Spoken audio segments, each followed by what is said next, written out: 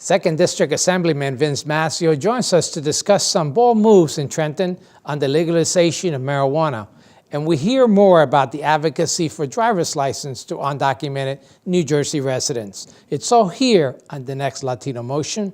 Join us. Choose to get lost in the woods to gain experience in forest management. Choose to travel through time to understand the past. Choose to soar to pursue a career in dance. Stockton University offers 50 high-quality academic programs, small class sizes, and affordable tuition. Choose to match your interests and talents at one of New Jersey's nationally ranked universities. Latino Motion with Bert Lopez is presented by Latino Motion Public Affairs Media, a New Jersey nonprofit corporation, and Stockton University. This edition of Latino Motion with Bert Lopez is brought to you by the HD Studios at the campus of Stockton University. Funding for Latino Motion is provided by Atlanticare, a member of Geisinger, Atlantic City Electric, energy for a changing world, and South Jersey Gas. Welcome to Latino Motion, a weekly interview show highlighting issues impacting New Jersey's Latino community while advancing understanding of Latino cultural heritage and contributions to our society. And here is your host, Bert Lopez. Buenos dias and welcome to Latino Motion. As we head into the final days of the year, a number of bold moves have taken place in Trenton, including the expansion of the medical marijuana bill, and the recreational marijuana bill is now one step closer to passing. We discuss this and much more with Assemblyman Vince Massio. Assemblyman, welcome to Latino Motion. Great to be here. A lot of taking place in Trenton. Let's talk about those two bills. What is the significance of those two bills?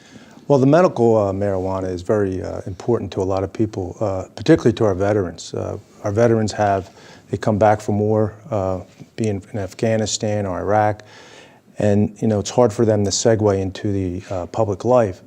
One of the bills that I passed or added to the chronic disease was post-traumatic stress syndrome. That's a very important part. Medicinal marijuana has shown a beneficial effect for post-traumatic stress. Last term, where Governor Christie actually signed that into law.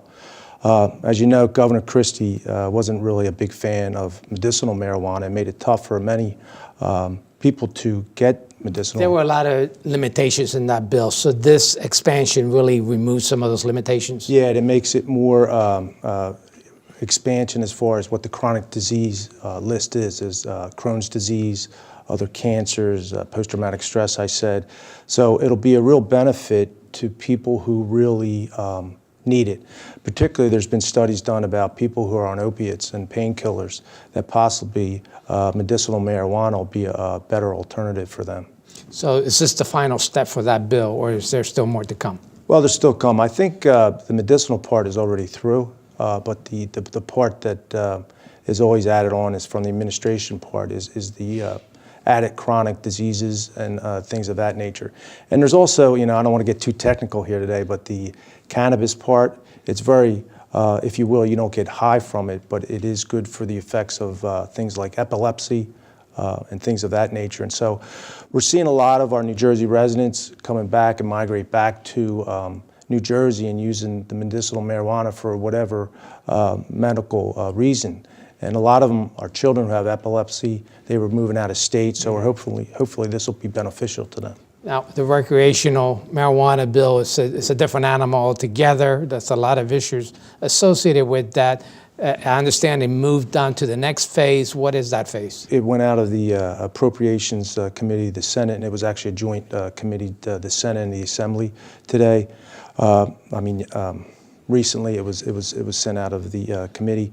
And what's good about this is, I guess, that we're moving forward one way or another. There's been a lot of talk. I know our governor wanted to, in 100 days, get it passed, the recreational. We had a caucus meeting a little while back, and we actually had a 4.5-hour caucus about the social justice of this.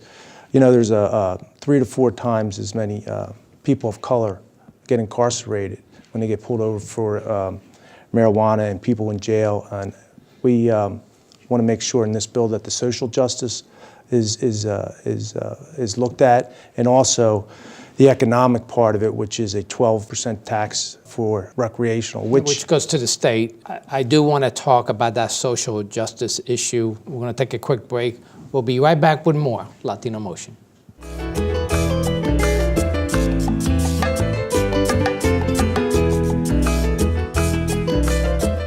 Welcome back to Latino Motion, and once again with New Jersey Assemblyman Vince Mazzio discussing some of the latest developments out of Trenton. And Assemblyman, we discussed the importance of the medical marijuana passing through. You're now wrestling with recreational marijuana, and the social justice piece of that is a very big piece that you alluded to earlier. Tell me, what are some of the issues associated with that? Well, there's a lot of, well, first of all, in our caucus, we had a 4.5-hour discussion, and it was very clear to us with the African American and Latino community that many people, 3 to 4 times people get incarcerated, people of color. And, the social justice part of this is very important for the legalization of marijuana. It was a very important part to put this into the bill. And, there was discussion in the Assembly and the appropriation that, why do we have this piece? It's all about money. But from our standpoint, from the Assembly standpoint, it was very important that this social justice piece is in there. And going forward, people who have a certain amount of, are caught with a certain amount of marijuana on them now go to jail, and perhaps they can't get the bond money and things of that nature, and they stay incarcerated for a year. So, going back, the expungement part, that's all going to be involved with this legalization of marijuana. And which is very critical, so that basically is reversing the clock, so to speak, for some of those folks that had those minor offenses. It does impact their employment and everything else. Another issue is that very thing, is driving while intoxicated. How you measure that? Have you figured that out in the legislature? That's one of the issues. It's going to be difficult. Right now, they don't have a way of analyzing when you're under the influence of marijuana. Furthermore, suppose that on a Friday, you smoked marijuana or took marijuana, on Monday it could still be in your system. So there's a lot of different areas that have to be looked at. Police have to be careful with this. As you know, I was a mayor, and when we had checkpoints, that was a difficult thing to detect people under the influence of marijuana and drugs, for that matter. And obviously, it also presents a problem or a challenge for employers as well. Yeah, it's going to be difficult. I'm a local businessman. We have forklifts that we drive in our business. So we certainly, with marijuana being more easily readily available for people, we have to be under, as business owners and people who are under management, have to be cognitive of exactly what their workers are doing, and hopefully that this doesn't come in the workplace. Well, what's your estimate in terms of wrapping your arms around these very important issues and getting a bill passed? I think that we're looking in January that the bill will be ready to vote on the Assembly and then go through the Senate.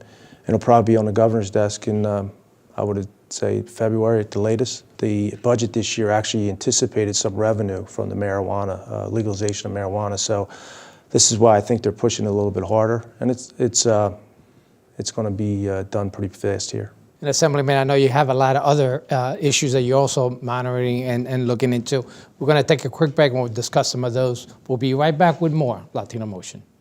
Latino Motion with Bert Lopez is presented by Latino Motion Public Affairs Media, a New Jersey nonprofit corporation.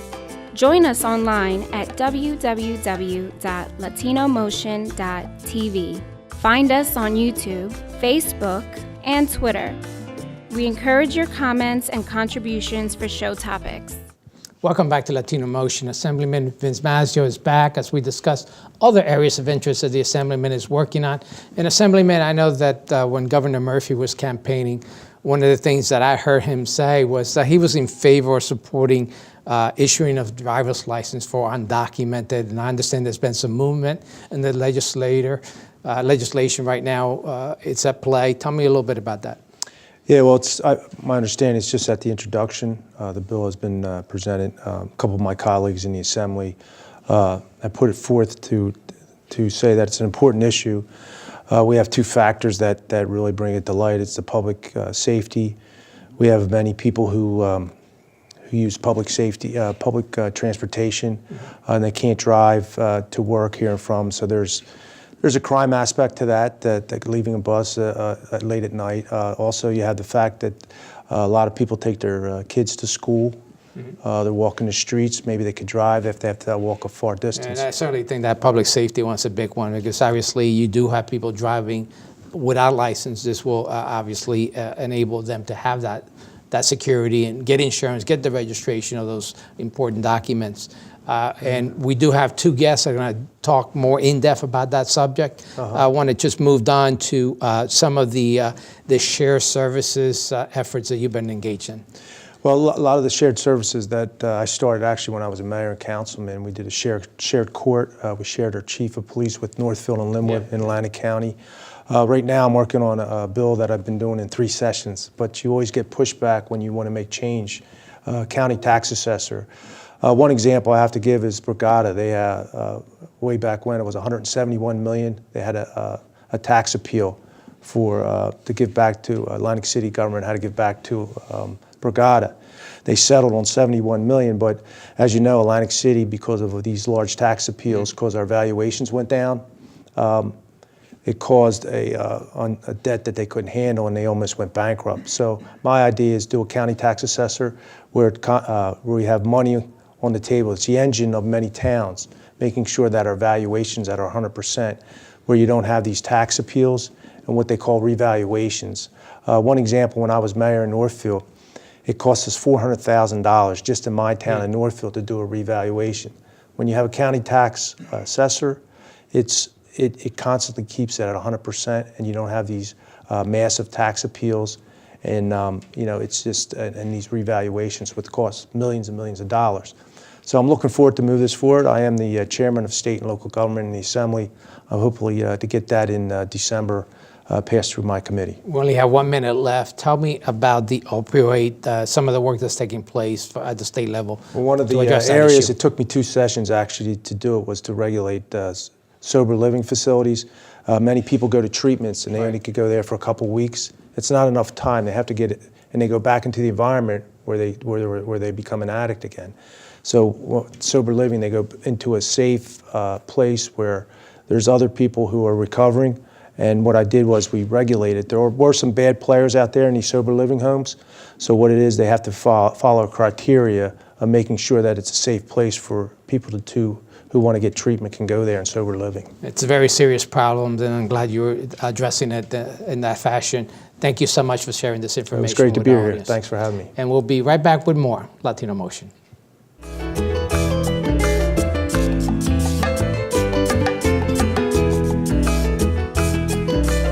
Welcome back to Latino Motion. Joining me is Luga Ter, who has been a strong advocate for a driver's license for undocumented immigrants in New Jersey.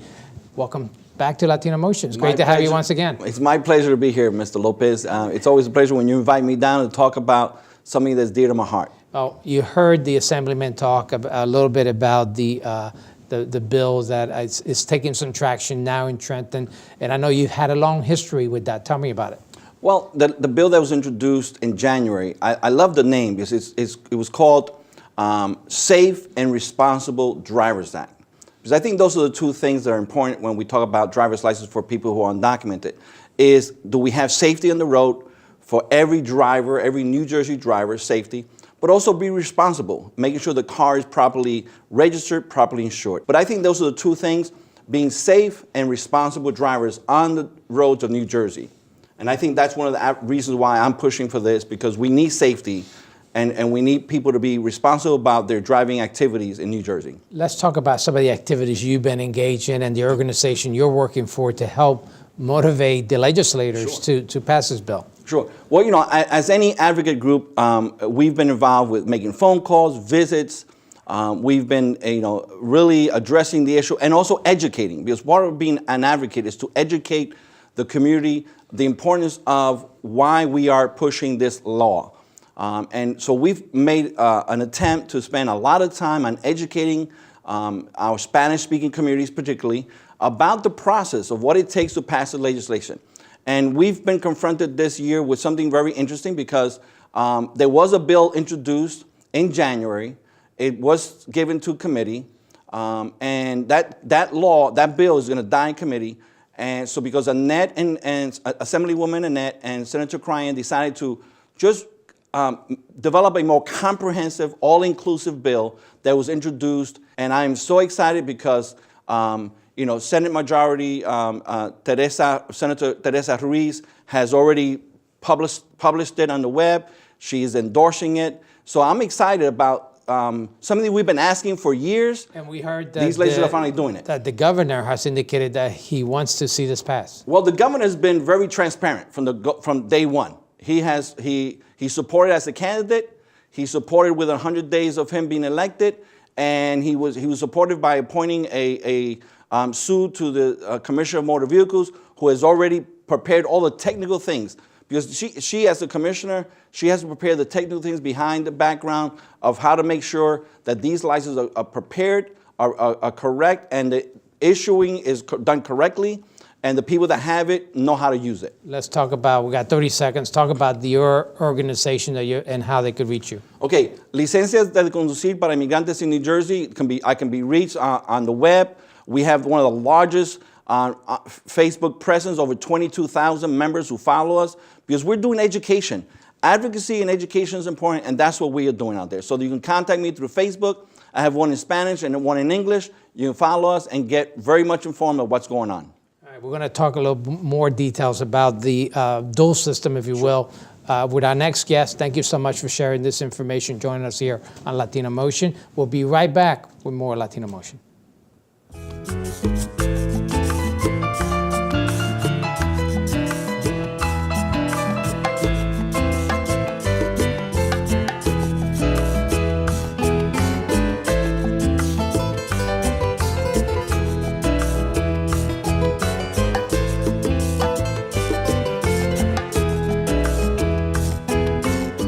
Welcome back to Latino Motion. I'm joined by Christian Moreno Rodriguez as we dive deeper into the advocacy work to give undocumented immigrants the opportunity to drive in New Jersey.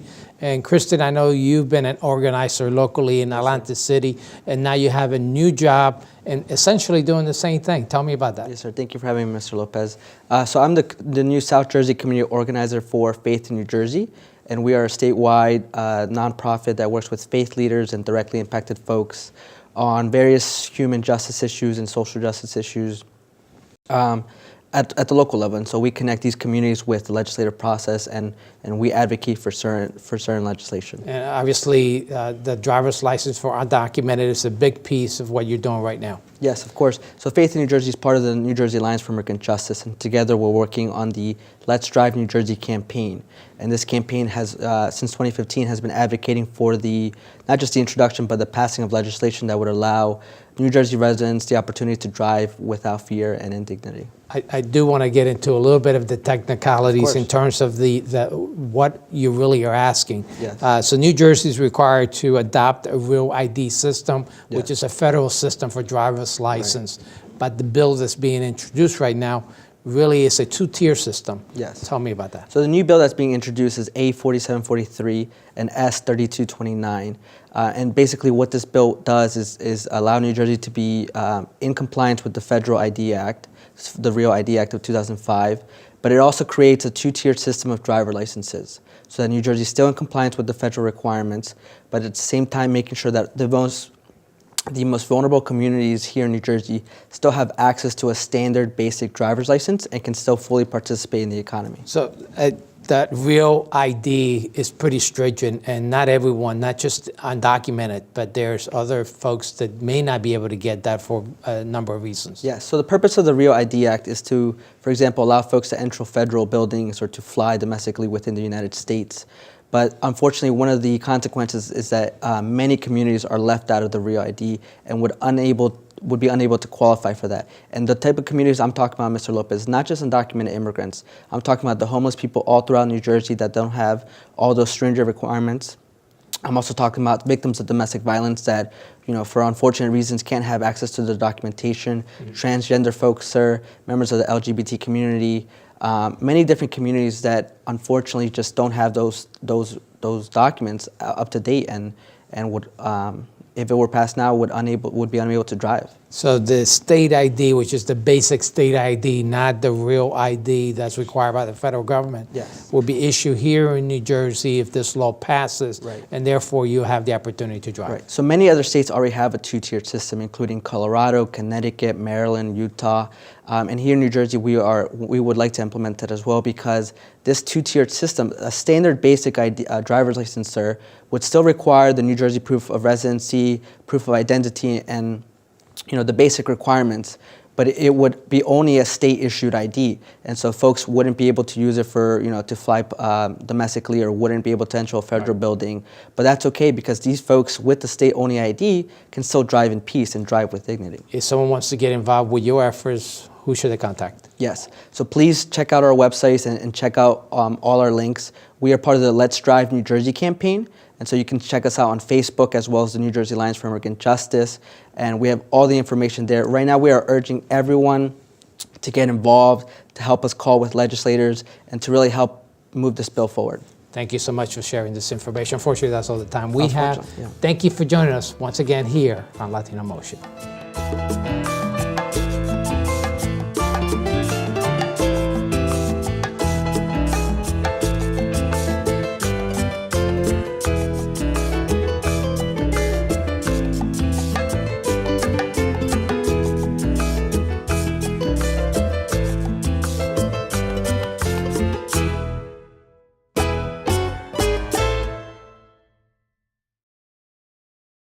Choose to get your feet wet, to learn more about protecting our environment.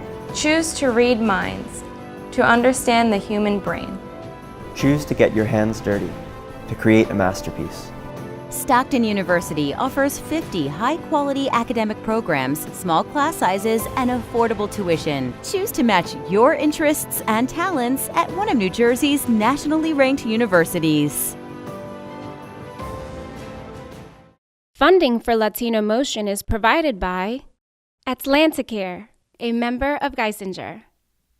Atlantic City Electric, energy for a changing world. And South Jersey Gas.